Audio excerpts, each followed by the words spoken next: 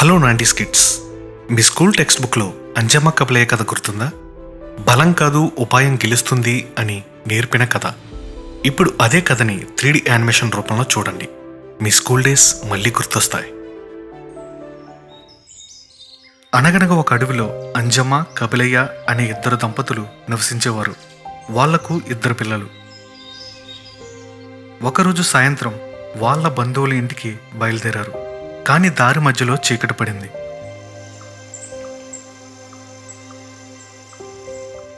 ఆ రాత్రికి అడవిలో ఎక్కడో చోట గడిపి ఉదయం మళ్ళీ ప్రయాణించాలని అనుకున్నారు. అలా అడవిలో స్థలం కోసం వెతికారు.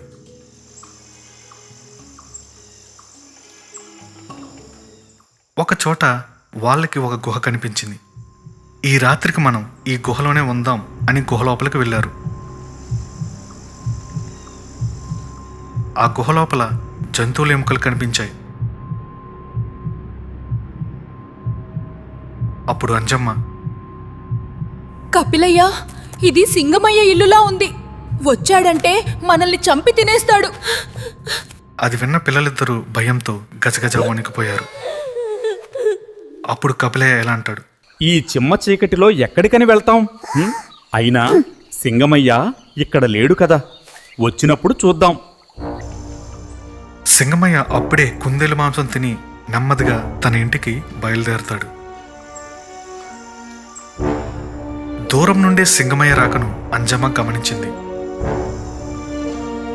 వెంటనే కపిలయ్యకు చెప్తుంది, అయ్యో కపిలయ్య, సింగమయ్య వచ్చేస్తున్నాడు. వచ్చాడంటే మనల్ని చంపి తినేస్తాడు. అప్పుడు కపిలయ్య అంజమ్మ చెవిలో గుసగుసలాడతాడు. వెంటనే అంజమ్మ వెళ్ళి పిల్లలిద్దరి వీపులపై 2 దెబ్బలు వేస్తుంది. వాళ్ళు ఏడుస్తారు. అంజమ్మ, పిల్లలు ఎందుకు ఏడుస్తున్నారు అని గట్టిగా సింగమయ్యకు వినబడేలా కపిలయ్య మాట్లాడతాడు.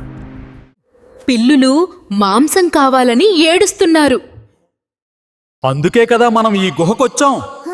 సింగమయ్య వచ్చే సమయం అయ్యింది. వచ్చాక చంపి మనందరం కడుపు నిండా తిందాం. కపిలయ్య మాటలు విన్న సింగమయ్య భయంతో హడలెత్తుకుపోతాడు.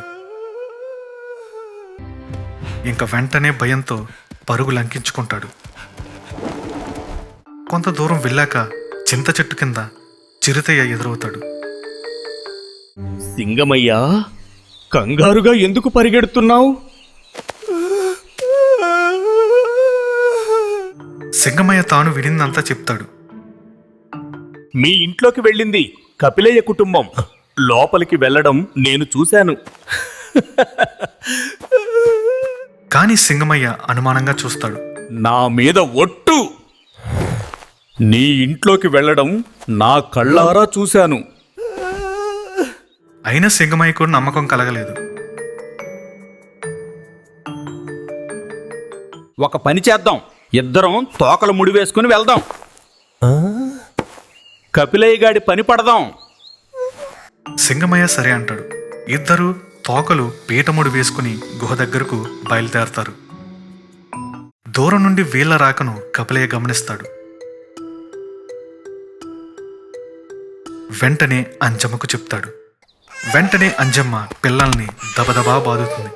పిల్లలు ఏడవడం మొదలు పెడతారు. ఏడుపు ఆపండి, సింగమ్మయ్యను తీసుకురమ్మని చిరుతయ్యను పంపాను.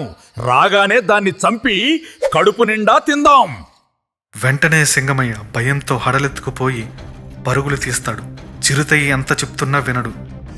ఒరే సింగమయ్య, ఆగరా, పరుగెత్తకు, నా తోక తెగేలా ఉంది. రాళ్ళు రప్పల్లో ముళ్ళ తుప్పల్లో పడుతూ లేస్తూ ఒకటే పరుగు. ఆ పరుగుకి పాపం చిరుతయ్య తోక తెగిపోతుంది. సింగమయ్యకు ఒళ్ళంతా దెబ్బలు తగులుతాయి. పళ్ళు మొత్తం ఊడిపోతాయి.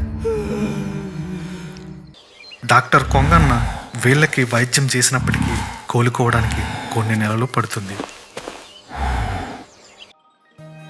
ఈ కథలోని నీతి: బలం లేకపోయినా బుద్ధి ఉంటే ఏ అపాయం నుంచైనా బయటపడవచ్చు. అంజమ్మ కపిలయ్య దంపతులు వాళ్ళ పిల్లలతో పాటు అడవిలో చిక్కుకున్నారు. శక్తి లేదు, ఆయుధాలు లేవు, ఉన్నది ఒక్కటే బుద్ధి. సింగమయ్య లాంటి సింహం, చిరుతయ్య లాంటి వేగవంతుడు. ఇద్దరు కలిసినా కూడా వాళ్ళ ఉపాయం ముందు ఓడిపోయారు.